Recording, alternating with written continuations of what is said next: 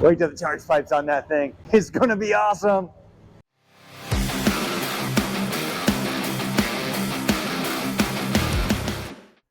You ever get on a project where there's just so much to do and they're just little things that adds up and you have no clue where to start? I literally have, I don't know, maybe 10, 15 things left on this, but it's like welding in O2 bungs, installing the O2 sensors, wiring in a map sensor. Oh wait, I gotta build a map sensor bracket. I need to wire in the flex fuel sender. I need to build some fuel lines. Just a bunch of little things. Maybe wire in some electric fans. Maybe I'll do a video on that. Do some laundry, sweep the shop. Well, never mind. Now I'm already, never mind, different list. There's so many little things left to do that this is usually where I lose interest in our project and it ends up sitting in the corner or something like that. I just need to power through, get this stuff done, but it's all little things that I don't really think is going to be worth putting in a video. So we're going to power through this. So hopefully by the end of this video, you'll see it fired up and running. I lied. I'll share just a little bit of what I've been doing. What I ended up doing is I cut up that GTP map sensor bracket and then just made my own. This thing started off about twice as wide as it was. I ended up cutting some of the ears off of it and twisting it around and making it do what I needed to do. So we know that I'm going to use this port for the map sensor. I'm going to use this bolt for the bracket. And it's going to sit just like that. Factory, using factory parts. Modified factory parts. The other obstacles I'm having is with the downpipe here and the heater core. Now I don't drive this thing in the winter, but heat in the fall and spring would be really nice. So what the problem is where the downpipe is, the heater core comes right out of. So you can see the heater core right here, and then the downpipe is right where my hand's at. So I'm going to solve that with some molded heater hose. Pick this up at the parts store, and all this is a 3/4 inch heater hose with a molded 90-degree end. We'll be able to put this on here, slide it on. We're going to tuck it behind and underneath our tank here, and it should fit pretty nicely. It's all about the little things, or the details, I guess you could say. I have been in slow motion on this thing. A couple reasons. We had the holidays, we had Christmas, New Year's, all that, which is kind of pathetic because that means I had a lot more time to work on it.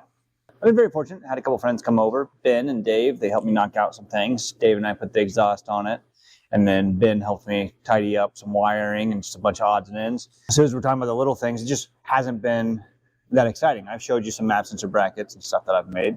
But all of these little things are what takes time. It's tedious. And there's just some things I don't know what I'm going to do with. As you can see, there is no turbo header on here anymore. It's because I have changed my mind. I'm not going to do it anymore. Kidding. I am still going to do it. I actually had to take it off to be able to fit some other things. And I need to figure out how I'm going to do the wastegate. The easy thing to do would just be to come out of the wastegate, wherever that thing is. Yeah, it's right here. The easy thing to do would come right out the side of this, dump it straight down to the ground, and make a screamer pipe. But I just don't want to do it the easy way. I want this thing to have some class. That means I'm going to make it recirculating and dump back into the downpipe. The next thing, let's talk about the oil return. I have gone through so many ideas or scenarios in my head of how I'm going to run it. And originally, I was going to just drill a hole in the pan, use a punch, swell it out, tap it for a 3/8 pipe thread. I even bought the 10AN, the 3/8 pipe thread bungs for that. But, changed my mind. That's supposed to hit the toolbox. It didn't. So then my next plan, I was going to buy a scavenging pump. And I was just going to pump the oil straight out of the turbo and drop it right in the valve cover. There's a couple problems in with that. Pump goes bad, oil fills up the turbo, goes to the charge pipe, equals a lot of bad stuff, and a mess. Long story short, what I've decided to do is just pull the oil pan and do it the right way. I'm going to weld in a bung for the line to go through. Bung, that's what I said, B-U-N-G. And I'm going to weld that in so it's done the right way. This is hard because up to this point, I haven't drilled or cut a single hole in this truck.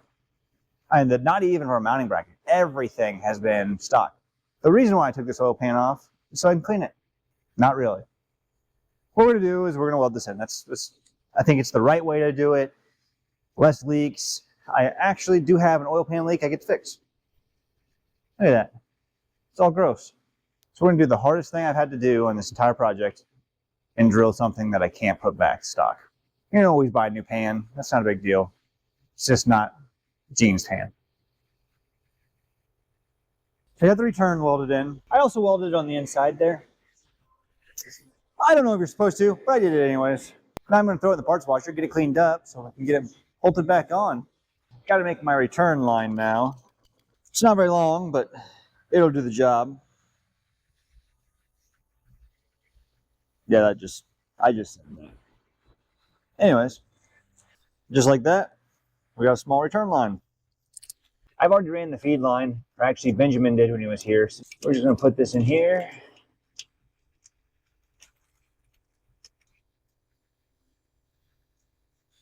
There's a final result of our feed and our return line. We were able to maintain the stock steel line down there. I just used an adapter to go to this one. The feed line though, without cutting it and flaring it and moving it around to run that flex fuel sensor, there was no way to maintain it. Originally I was going to run an adapter just like I did on the return line, but as I said, it just wasn't working. What we did, it works great, it's routed safely. Also, I didn't have to cut anything on the truck, which, as I've said a million times in these videos, that's the whole goal. I'm going to have to research a little bit because I don't know what to do with the PVC system. PCV system. Yeah, PCV system. PVC is for plumbing. Same thing, but different. One thing I wasn't planning on when I was doing the wiring harness was where I was going to put my IAT. I left the IAT and mass airflow, oh, this one right here. I left the IAT and mass airflow together, and that's great, other than my IAT is clear over here. So that nice harness that I wrapped up and did everything to needs to come apart just a little bit so I can move that wire. I like doing things twice or 3 times or 4 times, or sometimes 5. It's fun. It's practice, it's practice. One of the other things I got done while I was off camera is I got this return line done. So we welded a bung in the pan. Now we have that coming up. Sitting up here now. Obviously I'm missing this because we're fabricating the wastegate deal. It's a lot of hand movement. There's just so many things. I'll get it done eventually.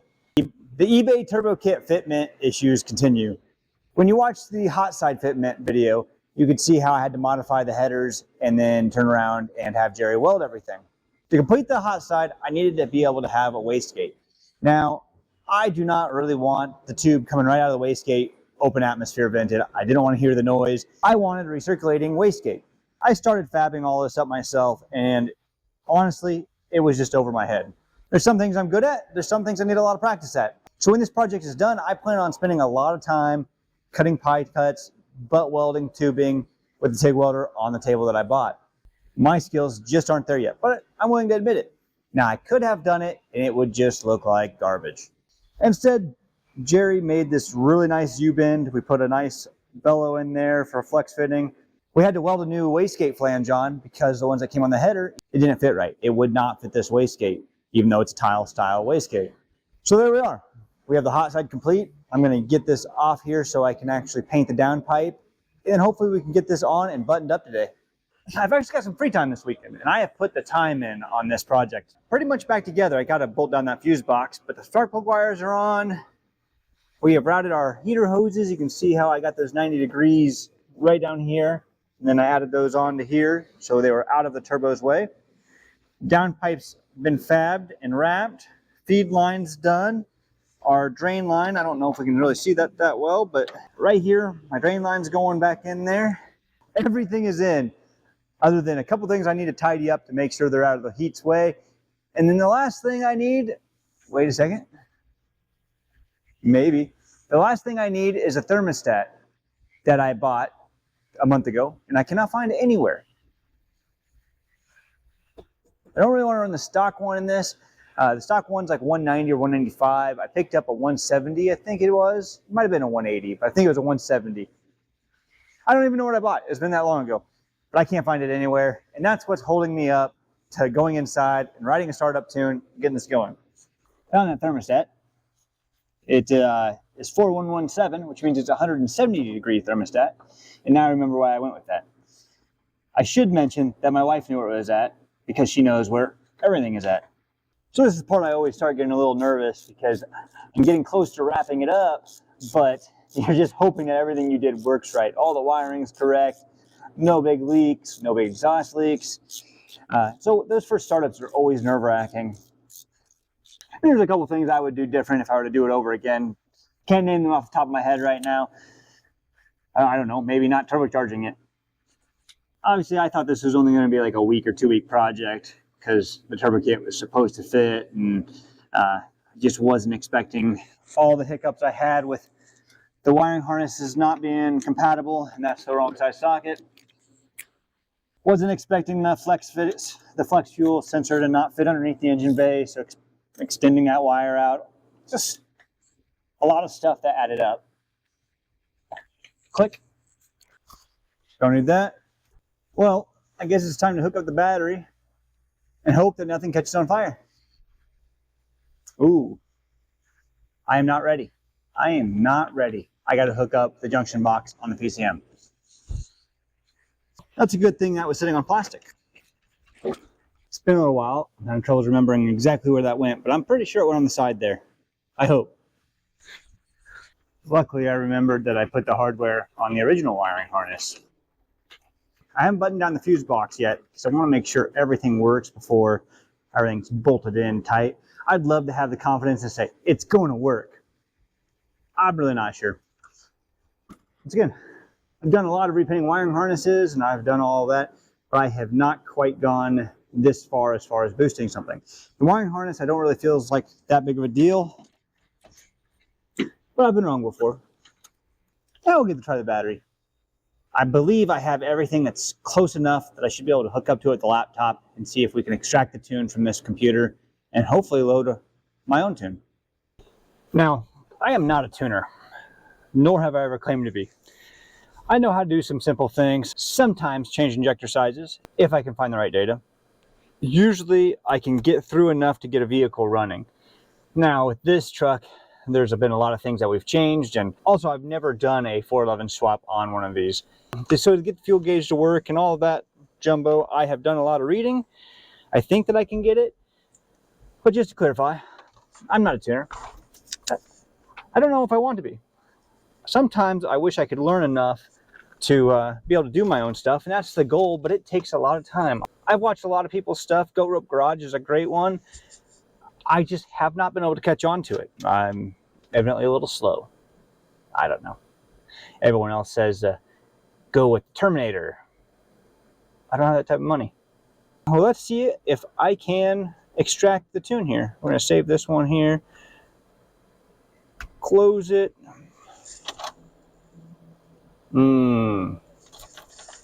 Battery's dead. Just enough to light up the dash lights. That's not going to work. I guess I'll have to put the battery charger on it. 2 battery chargers later, hopefully, it'll start. I had to leave it on the turbocharger all night, mainly because the battery was just so dead that, no matter what I did, even when I put it on a 20 amp or so, it would turn over for a little bit. But we have a problem. When I was trying to start it last night, I had no fuel pump, and I'm hoping the battery was just dead enough that I couldn't hear it going, or there wasn't enough power to kick it on. I don't know. I just know that it was not kicking on whatsoever. And I know you guys can't hear that, but there's still no fuel pump. All right, I guess we better check that out. So I guess first thing I should probably do is, if I can get this out, yeah, make sure the fuel pump wire is in. So it should be red, pin number 9, and it should be a green and white wire, which it's right there. So it's pinned properly. Now this is a different harness. There's a possibility that the fuel pump relay is bad. So I think this is the fuel pump relay. I need to find the cover. Something like, nope, this way. Fuel pump relay. Yep. So we'll grab that thing out of here. And we'll go swap it out with another harness. Wait a second. That has another relay. That one has another relay too. Maybe I'm missing a relay. I am missing a relay. That doesn't have any pins in it.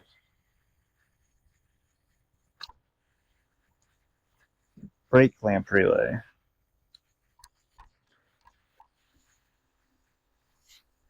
Well, do I have brake lamps?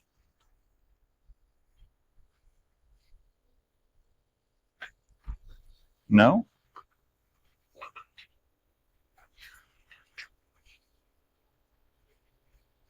Well, that's not good. Oh, we'll worry about the brake lights in a moment. Test this again. Still no fuel pump. Ah, my light's dead, dang it. Another dead light. What's up? All the lights are dead. That's just neat. What an idiot. It helps if it's plugged in. I hope it's that easy. Ha! Fuel pump. And it fired, but died. I'll try one more time.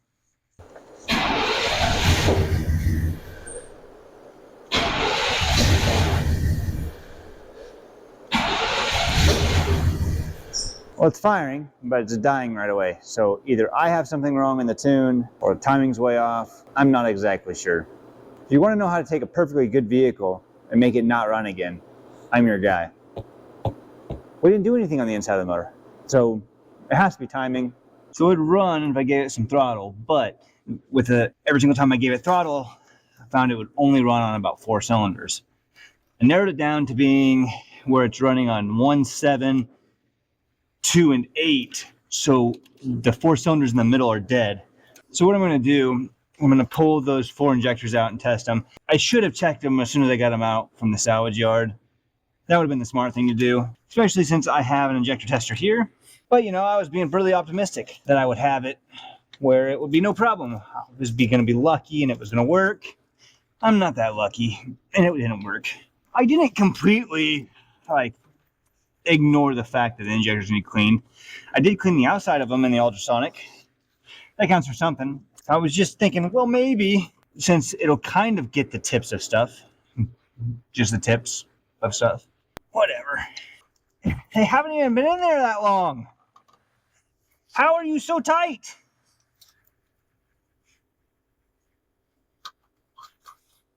Nothing makes me happier than being covered in gasoline. 3 down. We just need you. Come on, number 6. Contestant number 6. Come on out. It's like, what am I going to win? Nothing except getting tested. And looks like they're all working, which is exactly what we didn't want. But then again, this is one of the reasons why I wanted to go with these injectors. These Bosch style injectors that come on those GTPs, they can sit in that salvage yard for years and won't get stuck. So they just seem to be a really good choice. We're going to run this through a couple times just to make sure, but they've all flowed even and equal across. After several days of troubleshooting, multiple PCMs, we've chased wiring, I've checked all my injector pinouts, checked plug wires, I don't know how many times. I was just not getting it running. I had even pulled the distributor about 3 or 4 times, was worried that I had gotten it a tooth off, turned around, put it top dead center on the compression stroke, and reset the distributor to make sure that I had it in the right position. Same result. So on a whim, I just unhooked the cam positioning sensor from the distributor. Guess what?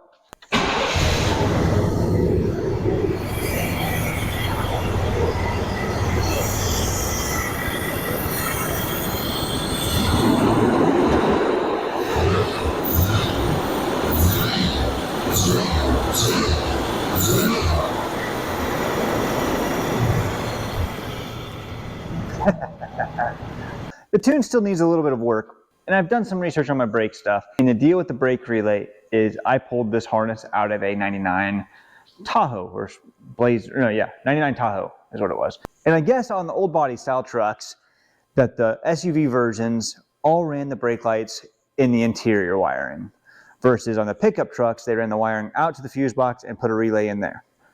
Therefore, this harness isn't unusable, but I'm going to have to use that parts harness from that 97 that I initially pulled to kind of piece together the wiring in this. That's frustrating. That's part of it. I just didn't know, and I'm learning. I'm not perfect. I make mistakes, a lot of them. I was hoping by the end of this video I would have the charge pipe on, we'd be driving a little bit, log in some data, so we could get the tune a lot closer. So this spring it was ready to rock. I've just ran out of time. I've only been able to work on it a little bit, and I've had to chase all these little gremlins, which is all part of the builds. It's been frustrating. Sometimes I've been like, why did I mess with it? And then other times I'm like, this is going to be so awesome. But I wanted to keep you guys in the loop. I'm sorry that the truck's not done yet, and that we don't have any awesome driving videos of it.